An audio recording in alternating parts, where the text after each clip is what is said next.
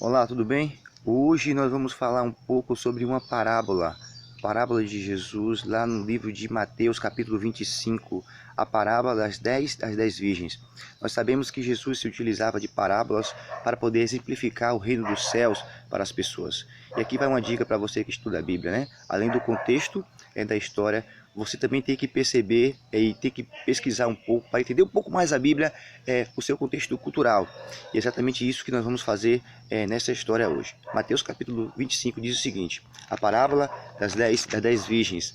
Então, o reino dos céus será semelhante a 10 virgens que, tomando as suas lâmpadas, saíram a encontrar-se com o noivo.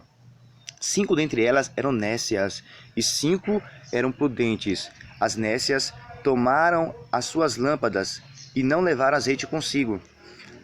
No entanto, versículo 4, as prudentes, além das lâmpadas, levaram azeite nas vasilhas. E, tardando o noivo, foram todas tomadas de sono e adormeceram. Mas, à meia-noite, olha, à meia-noite, ouviu-se um grito: Eis o noivo, saí ao seu encontro. Então se levantaram todas aquelas virgens e prepararam as suas lâmpadas. E as nécias disseram às prudentes: Dai-nos do vosso azeite, porque nossas lâmpadas estão se apagando.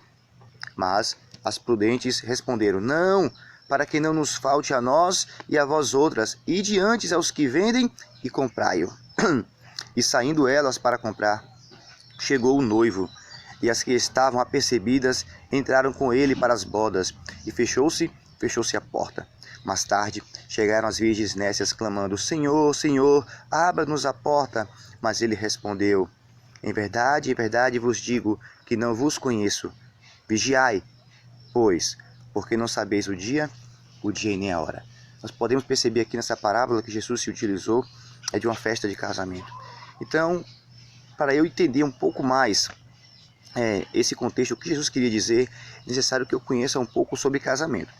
É claro que o casamento judaico, não o nosso casamento, pois o nosso casamento aqui é totalmente diferente do casamento judaico.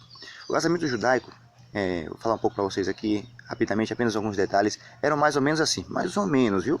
Mais ou menos assim. O noivo vinha, pagava o dote pela a noiva. Assim que ele pagava o dote pela noiva, ele saía e voltava para a casa do pai, para poder preparar um lugar. E já o que nós podemos aprender com isso? O que Jesus queria dizer apenas nesse início? Primeiro, quem foi que pagou o dote por mim, por você na cruz do Calvário? Jesus Cristo. Jesus Cristo, ele pagou o dote por mim e por você. Nós pertencemos ao Pai. Então, quanto maior era o dote, mais feliz a noiva ficava à noite. Mais feliz a noiva ficava. É exatamente isso.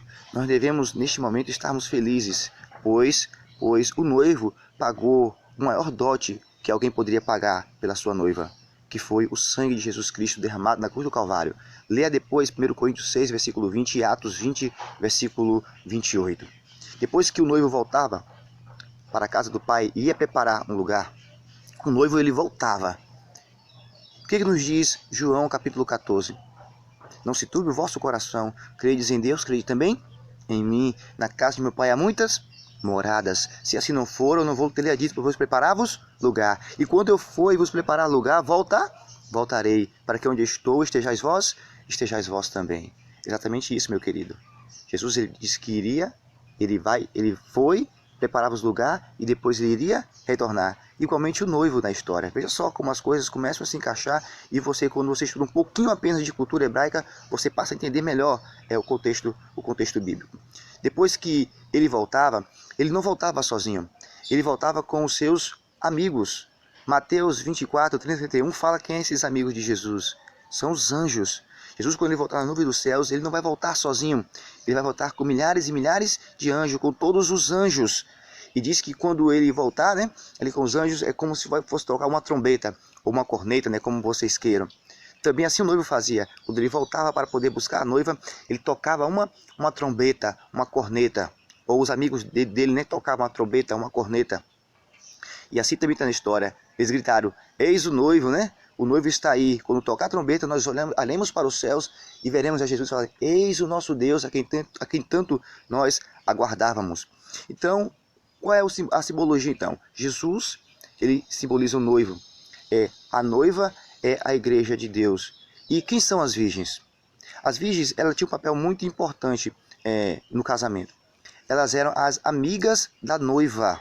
Olha que interessante, as virgens eram a amiga da noiva. Quando o noivo vinha e pagava o dote, e o noivo ia para a casa do pai para poder preparar um lugar, as virgens elas ficavam responsáveis de poder cuidar da noiva.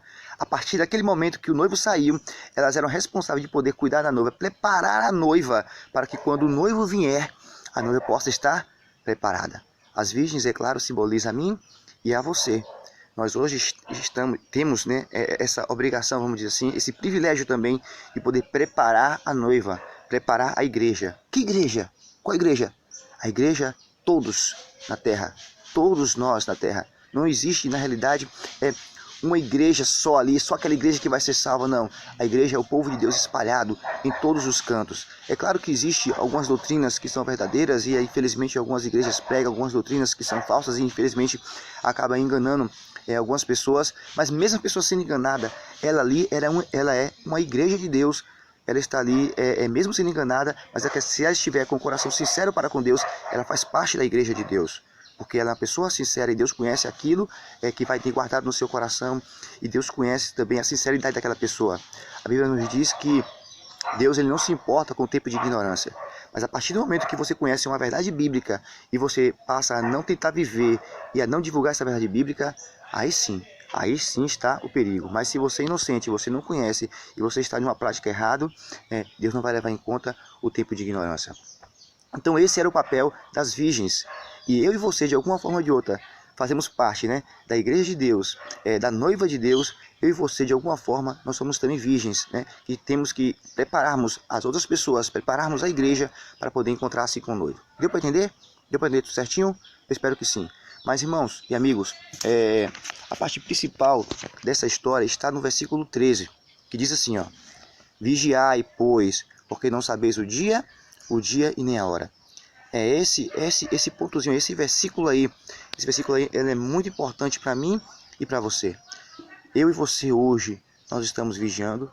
O noivo, ele pode vir a qualquer momento. Jesus, ele pode se despontar nas nuvens dos céus. E nós como estaremos?